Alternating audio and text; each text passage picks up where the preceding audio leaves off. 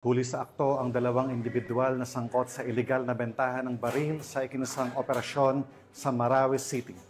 Ang nasabing operasyon ay bahagi ng pinaigting na kampanya ng Philippine National Police laban sa paglaganap ng loose firearms na maaaring magamit sa karahasan at terorismo, lalo na sa mga lugar na may kasaysayan ng kaguluhan. Yan ang tinutukan ni Patrolwoman Maria Señora Agbuya. Sa ikinasang entrapment operation ng Police Regional Office Bangsamoro Autonomous Region, ang dalawang individual na sangkot umano sa pagbebenta ng mga unlicensed firearms sa Marawi City nito lamang 8 ng Hulyo taong kasalukuyan.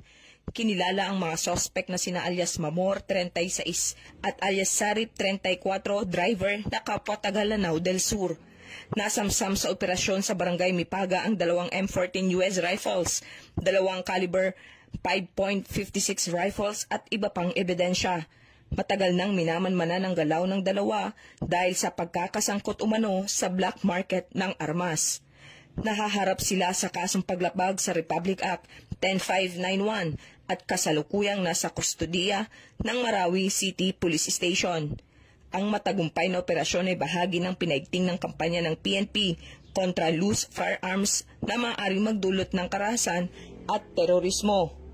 Mula rito sa rehiyon ng Bangsamoro, ako ang inyong Police News Network Correspondent, Patrolwoman Maria Señora Agbuya, alagad ng batas, tagataguyod ng Balitang Pulis.